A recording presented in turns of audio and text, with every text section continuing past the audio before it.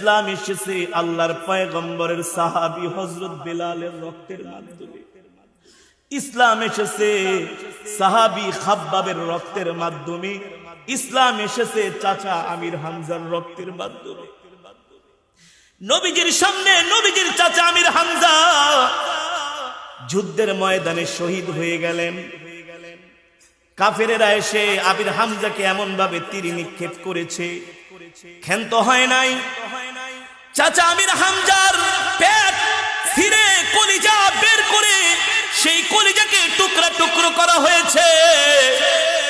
চাচা আমির হামজার কান কাটা হয়েছে, নাক কাটা হয়েছে ইসলামের জন্য। হযরত সুমাইয়া রাদিয়াল্লাহু তাআলা আনহা, যিনি কিনা নারীদের মধ্যে প্রথম শাহাদাত বরণ করেছেন, তার লজ্জা স্থানে আবু জেহেল বর্ষা দিয়ে আঘাত করেছে শুধু দ্বীনের জন্য, এই ইসলামের জন্য। যুবক, তুমি মনে করেছো ইসলাম এভাবে আসছে? না রে না, ইসলাম এভাবে আসে নাই। ইসলাম এসেছে সাহাবায়ে কেরামের বুকের তাজা রক্তের বিনিময়ে, ঠিক কিনা বলেন? আল্লাহর নবীকে এমন ভাবে পাথর মেরে নবীর শরীরকে রক্তাক্ত করা হয়েছে। নবীর শরীরের মধ্যে, শরীর মোবারকের মধ্যে এমন ভাবে পাথর আঘাত করেছে, প্রতিটা পাথরের আঘাতে আল্লাহর নবীর শরীরের গোশতগুলো খসে খসে পড়েছে। 1 মাইল 2 মাইল 3 মাইল নয়, 5 মাইল রাস্তা মক্কার কাফেরেরা, তায়েফের কাফেরেরা আমার নবীকে পাথর মেরেছে। শেষ পর্যায়ে এমন একটা জোরে পাথর মারলো, পাথর এসে আমার নবীর পা মোবারকে লাগলো।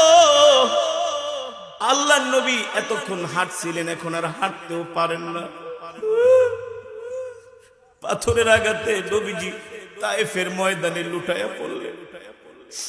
সাথে ছিল নবীজির পালক পুত্র যায়েদ ইবনে হারেসা।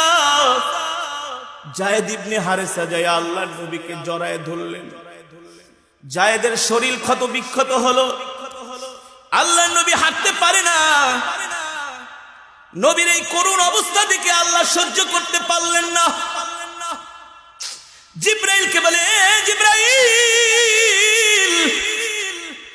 আমার বন্ধু কালেমার জন্য, দ্বীনের জন্য তায়েফের ময়দানে কাফেরদের পাথরের আঘাত খেয়ে আমার বন্ধু লুটায়া পড়েছে। আমি এই দুনিয়া তো সৃষ্টি করেছি আমার বন্ধুর জন্য, যদি আমার বন্ধুই না থাকে আমি দুনিয়া দিয়া কি করব? আল্লাহু আকবার। আমার বন্ধুর গায়ে পাথরের আঘাত আমি আল্লাহ সহ্য করতে পারি না। জিবরাইল, যাও যাও যাও, আমার বন্ধুর কাছে যায়া জিজ্ঞেস করো, আমার বন্ধু যদি চায় 1 মুহূর্তের মধ্যে আমি তায়েফবাসীদেরকে পাহাড় দিয়া চাপা দিয়া শেষ করে দেব। আল্লাহর নবী তায়েফের ময়দানে পড়ে আছেন। রাহমাতুল লিল আলামিন বলে, যায়েদ, যায়েদ, আমার জুতাটা মনে হয় পায়ের সাথে লেগে গিয়েছে। আল্লাহর নবীকে এমন জোরে জোরে পাথর মেরেছে, পা থেকে রক্ত বের হয়ে, রক্ত আর জুতা একাকার হয়ে গেছে, আঠার মতো লেগে রয়েছে। রাহমাতুল লিল আলামিন বলে, যায়েদ, জুতাটা একটু টান দিয়া খুলে দাও। যায়েদ ইবনে হারেসা বলেন, আমি যখন জুতাটা টান দিতে গেলাম মনে হয় আল্লাহর নবীর কলিজাটা বের হয়ে যাচ্ছে। রাহমাতুল লিল আলামিন বলে, যায়েদ, এত জোরে জুতা টান দিস না, মনে হয় কলিজা বের হয়ে যাচ্ছে। 3 দিন পর্যন্ত নবী আমার কিছু খায় না।